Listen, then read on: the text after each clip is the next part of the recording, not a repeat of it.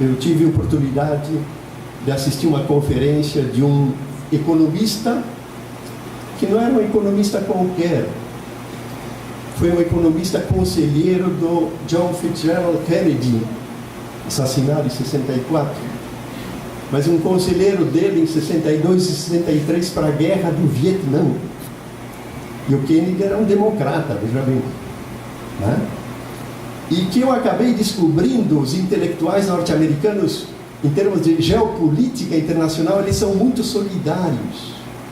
Quando eles pensam os interesses norte-americanos, os intelectuais democratas e republicanos pensam praticamente as mesmas estratégias. Em primeiro lugar, pensar o país, os interesses estratégicos do capitalismo norte-americano. E aí eu fiquei muito decepcionado com os nossos pensadores brasileiros, né? Que realmente, por razões coloniais, quando esgrimem ou apresentam teorias, fazem em nome dos interesses que estão fora do país. Né? Todo esse pessoal que foi ministro, né, fez estágio nessas grandes corporações, de preferência capital financeiro, mas essas grandes empresas internacionais, né? Coisas que nós mesmos desconhecemos, dada a pouca transparência de quem é quem manda no nosso país. Não é uma questão abstrata, é possível a gente perceber quem manda no nosso país abrindo a caixa preta da biografia desses intelectuais que ora operam no mercado, ora operam no aparelho de Estado. Né?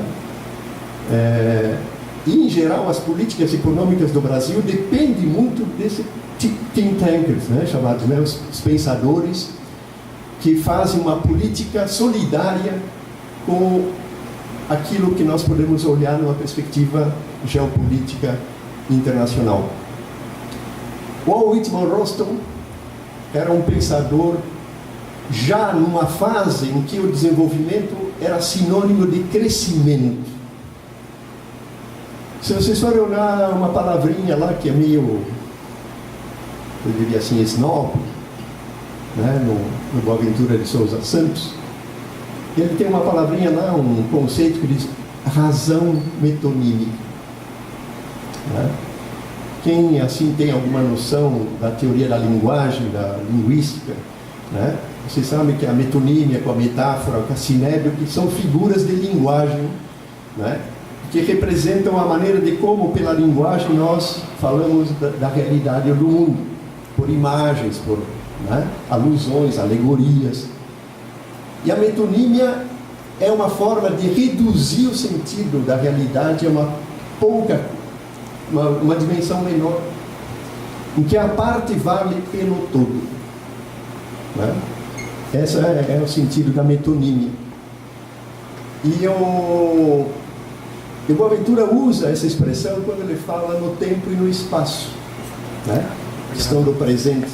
Então ele diz, nós temos que expandir o presente, né, para resgatar o valor do passado.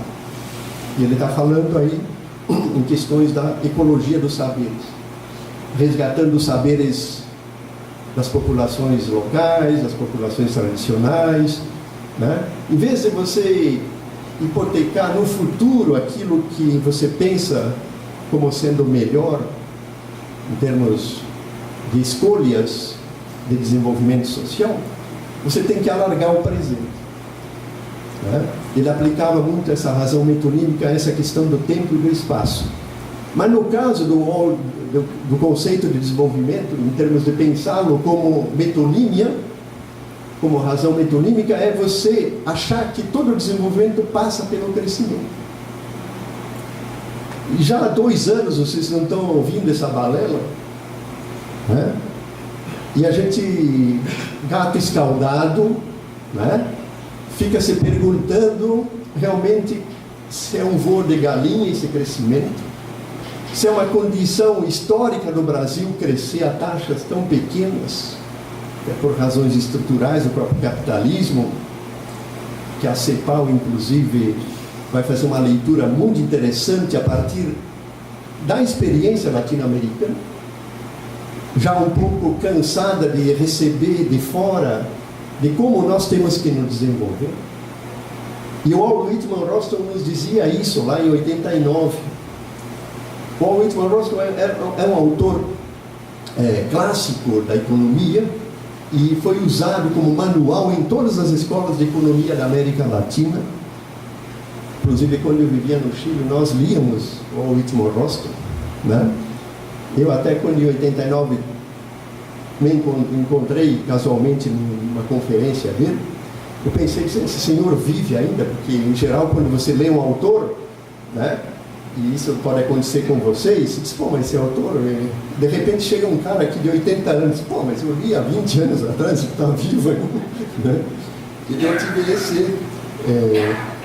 esse impacto com o Walt Whitman Rostow, né? Aí o que ele fez? Ele atualizou aquele livrinho clássico dele, Etapas do Crescimento Econômico. Veja bem, o título não é neutro, o título não é casual. Etapas do... Né? O que vocês pensam quando digo uma etapa na vida de vocês? Que seguramente vocês viveram etapas passadas e viverão, espero eu, etapas futuras, né? Mas quem de vocês, nas etapas passadas, sentou e disse, na etapa futura eu vou ser isso, isso e aquilo? Você até pode pensar, mas vocês não têm nenhuma certeza que vocês vão fazer aquilo que há 20 anos atrás vocês esperavam fazer, né? Analogicamente, eu diria a mesma coisa para os países. Por isso que o Celso Furtado, né, chamou o livro, que não é nada neutro também, do mito do desenvolvimento econômico, porque nesse mito está implícita uma visão evolucionista, etapista, né, do inferior ao superior, né? E esse inferior ao superior diz o seguinte nas etapas do crescimento econômico: nenhum país pode se desenvolver se não passar pelas mesmas etapas que nós, países industrializados, passamos. Eu sou meio provocador, né? Assim, eu gosto de provocar sem ofender as pessoas, evidentemente, uma forma como cada um tem de se indagar o mundo, né? Aí, numa brecha lá, eu levantei a mão e disse, olha, professor, o senhor poderia me explicar se... E era no momento que o Brasil estava discutindo a saída da informática lá, né? Se nós tínhamos que desenvolver tecnologias próprias, se nós tínhamos que aproveitar entre aspas, porque ninguém vai dar de graça as tecnologias de ponta, se nós tínhamos que comprar, pagar por royalties e direitos de uso, como faz a Microsoft hoje, né? Ela ganha um dinheirão, como faz as grandes indústrias de farmácias, farmacêuticas, que desenvolvem produtos de ponta. Elas não vêm para o Brasil e dizem, olha, tem uma epidemia aqui de AIDS, eu vou distribuir de graça o azeite. A gente pode sonhar isso, mas quando vocês acordarem, a realidade é outra, né? Então ninguém faz isso, né, por benevolência. Há uma lógica no processo que impõe que as coisas sejam feitas dessa maneira. Aí eu perguntei para o Whitman, professor, o Brasil está passando por este desafio hoje, tá? E ele está no impasse porque ele quer desenvolver tecnologias próprias. O que, segundo a sua visão, a sua teoria, o que o senhor recomenda? Meu noite, deixa a tecnologia para nós que sabemos fazer. Vocês consumam a tecnologia que a gente produz. Seja de um cinismo a toda prova, mas muito verdadeiro, não, né? Talvez a gente tenha que aprender a ser verdadeiro como eles são, né? Claro, eles, em certo sentido, para nos impor, né, os interesses deles, mas nós, pelo menos, para nos defender, né? Nessa dimensão de uma certa resistência intelectual, uma resistência social e política, para a gente reafirmar a nossa condição de sermos capazes de pensar e propor alternativas, pelo menos aquelas que estão ao alcance da gente nessa dimensão. Num certo sentido, o conceito de desenvolvimento, ele tem um rebatimento também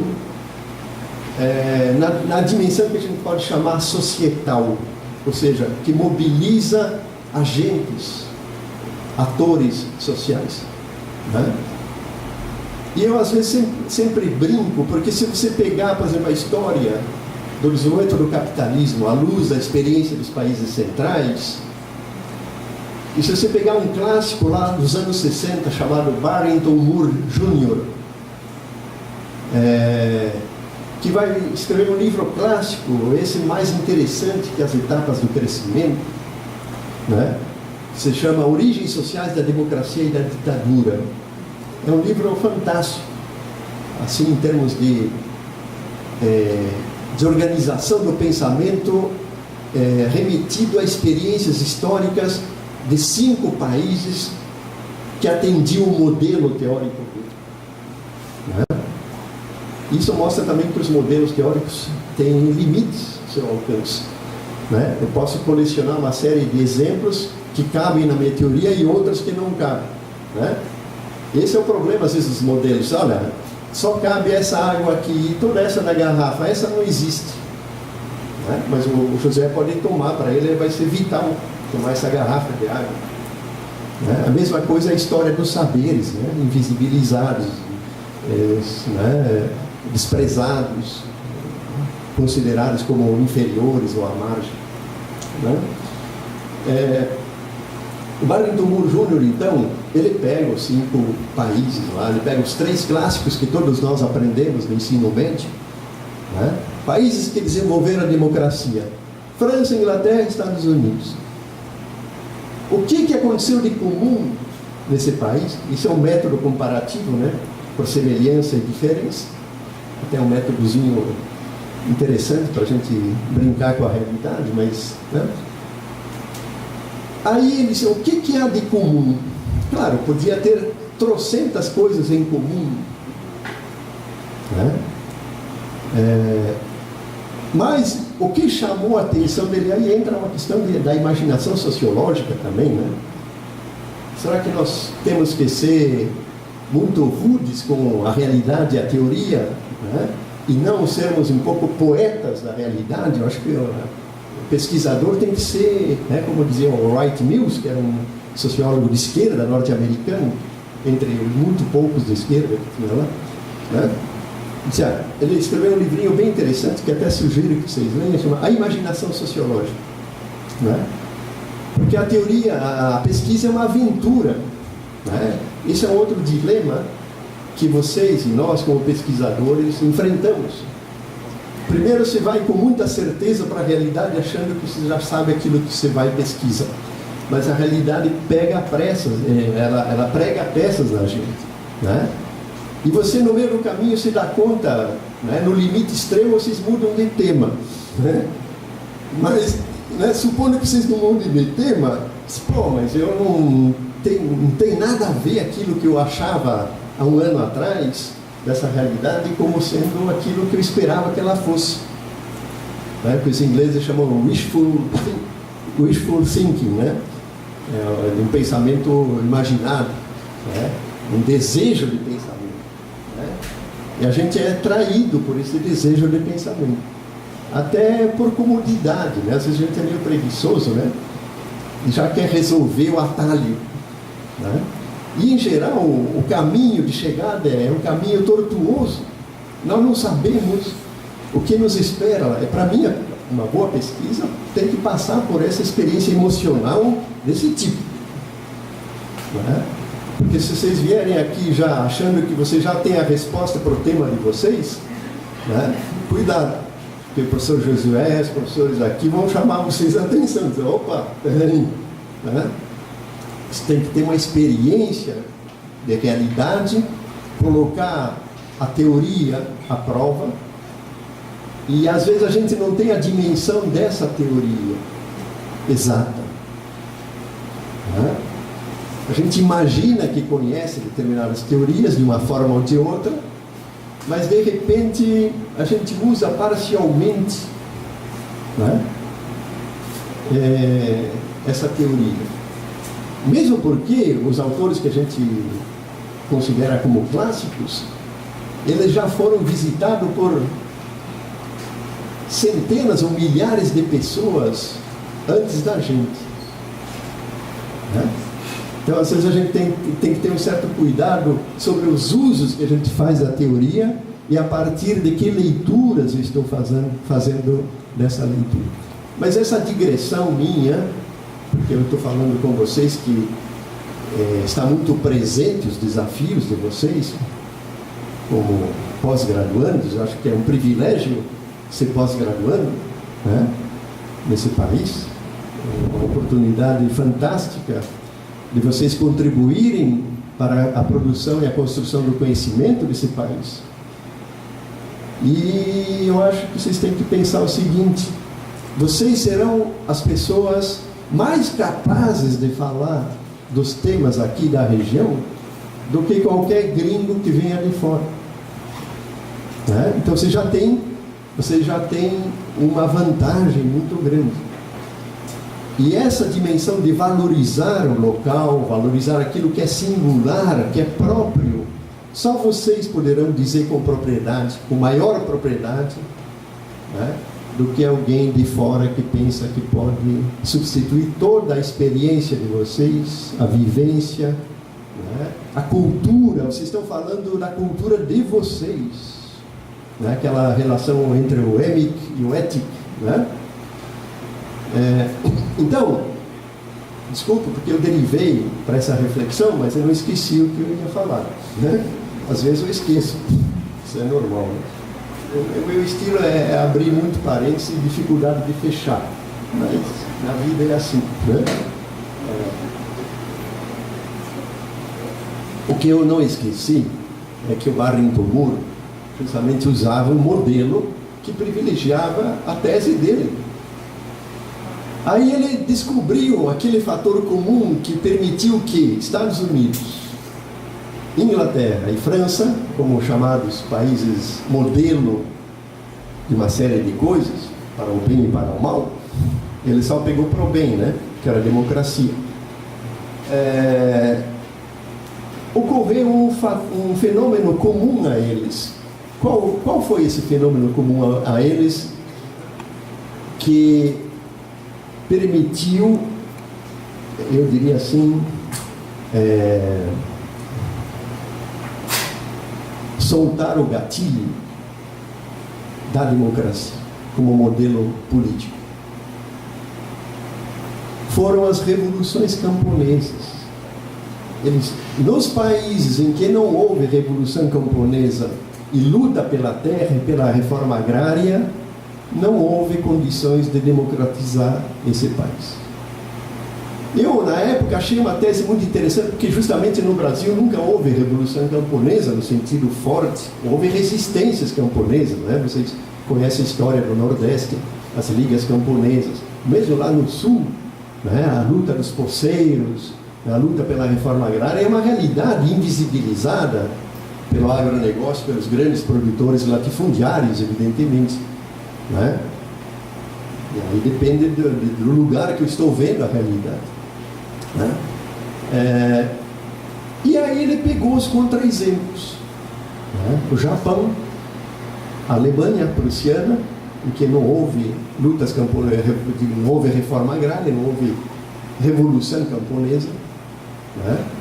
E aí depois ele incluiu a China, até antes da Revolução de 49, né? Também como sociedades feudais que não conseguiram, né, desenvolver uma luta pela reforma da terra, o acesso democrático à terra, né?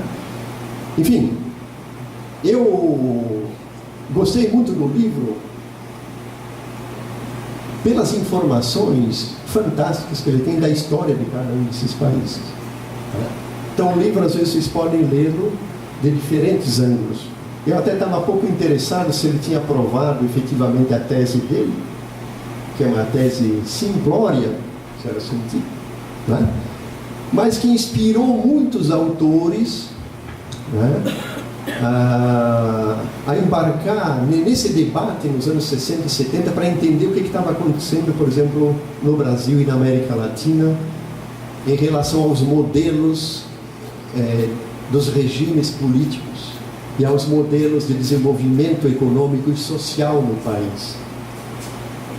Por exemplo, O século XIX, o século XX, nas lutas pelo socialismo, em todo o processo de enfrentamento de classes, da luta de classes, os trabalhadores, os camponeses, os industriais, os financistas, é um longo capítulo, né, que a literatura consagrou na Europa e no mundo em 200 anos de grande produção intelectual.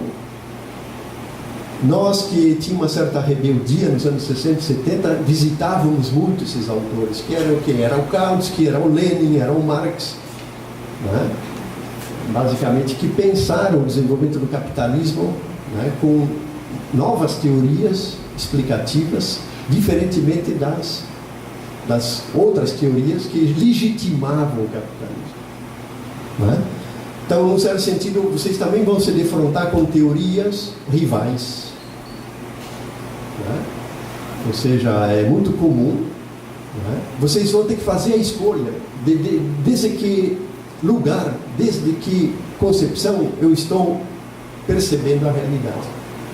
E isso nem sempre é muito claro, porque às vezes, dependendo do tema que é novo, a gente não tem muito claro como os autores vão lidar com essa realidade, né?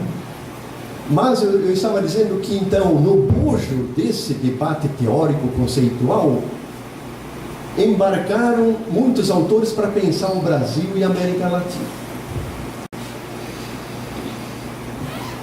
Além desse debate do Barrington Moore, que não era marxista, não é marxista, né? Mas não é um conservador tampouco, né? Mais ou menos próximo à escola dos anais franceses, da história, né, do Brodel e de toda essa escola que tem uma visão muito interessante do capitalismo, uma leitura bastante original do processo de constituição das sociedades capitalistas. Existia um conceito das chamadas vias do capitalismo. O próprio Lenin havia desenvolvido, né, dois conceitos muito interessantes para entender por que, por exemplo, tanto a Prússia, que era a Alemanha, né, como os Estados Unidos, ambos desenvolveram uma agricultura capitalista, né? Um pela via do Barrington Moore, que foi chamada a Via Americana, né? E a outra via prussiana. O que aconteceu com a via prussiana? Houve modernização da agricultura, mas não houve o desenvolvimento de uma ideologia capitalista burguesa, como aconteceu nos Estados Unidos, que desenvolveu valores muito diferentes e formas de políticas, de regimes políticos diferentes. Vários autores progressistas no Brasil, ou da esquerda, né, começaram a explicar o desenvolvimento do capitalismo no Brasil pela via prussiana. Ou seja, houve um processo capitalista de transformação da agricultura no Brasil, né, mas sem que necessariamente fosse via uma ideologia burguesa inspirada, né, classicamente nas experiências francesa, norte-americana ou inglesa.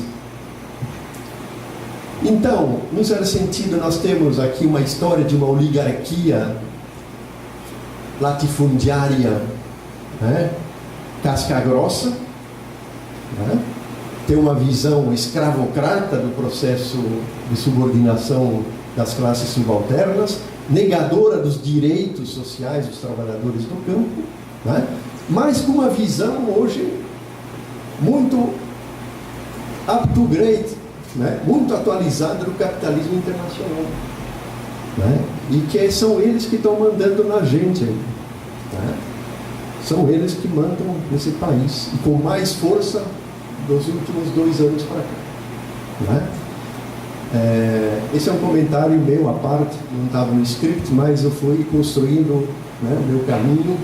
A gente sempre chega no mesmo lugar, né? Não tem como eu fechar os olhos e dizer que nós temos um governo popular, progressista e fantástico, né?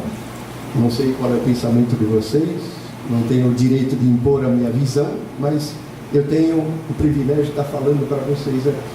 Até que o Josué disse, olha, para, Dias, né? Aula magna. Então,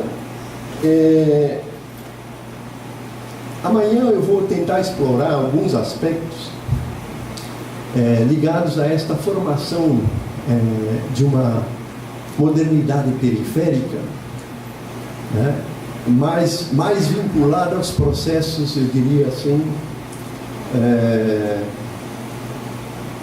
de resgate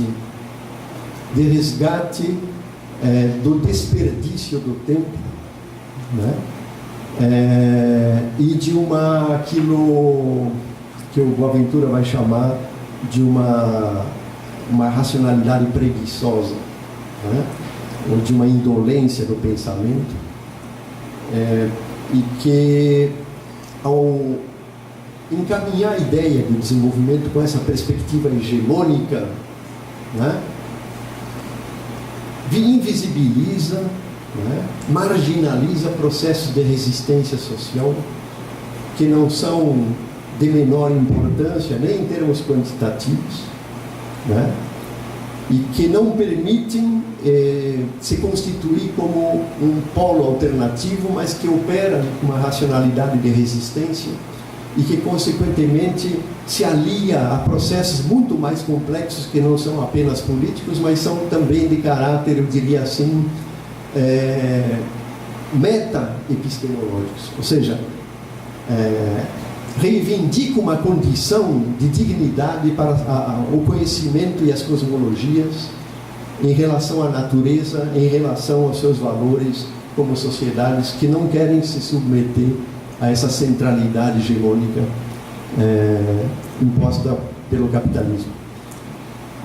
Há indícios, a gente tem que trabalhar com indícios para identificar a emergência desses aspectos, ora localizando-os no núcleo duro do sistema hegemônico, que a gente pode chamar as retóricas hegemônicas, ora numa certa epistemologia das margens, em processos de marginalização não menos importantes, mas que são a outra face da moeda e que se traduzem pelas retóricas da contestação.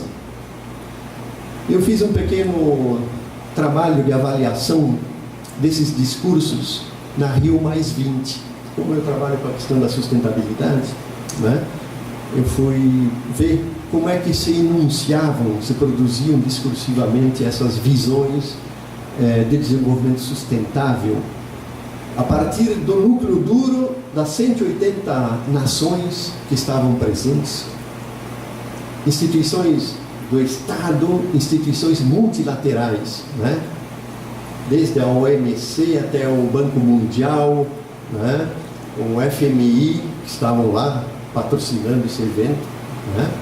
E que estavam querendo, como o Leff diz, precificar a natureza, dar um preço à natureza. Essa é a lógica do capital, precificar a natureza, né? Você internalizar as externalidades como negatividade, mas positivar as negatividades é torná-las mercantis para o capital, né? Não é chegar lá nos indígenas e perguntar: escuta, aqui você tem, né, todo o conhecimento da etnobotânica aqui, tá? Eu só quero conhecer por conhecer, porque, puxa, fiquei sensibilizado pela sua história de conhecimento. Em geral, eles levam o caixeiro viajante e dizem: olha, pega as plantas aí, leva lá para o laboratório, porque eu vou patentear, depois vou ganhar dinheiro em cima, né, disso aí. Isso aí é a precificação, é a lógica, é a racionalidade capitalista que impõe, né, aquilo que o Marx dizia: ou você opera como capitalista ou você está fora dele, né? Então, o capitalista, ele não tem que ser um cara com muita crise de consciência, senão ele pula fora, né? Ele pula fora. Então, essas racionalidades, elas são poderosas. E eu analisei, então, a retórica da contestação, né?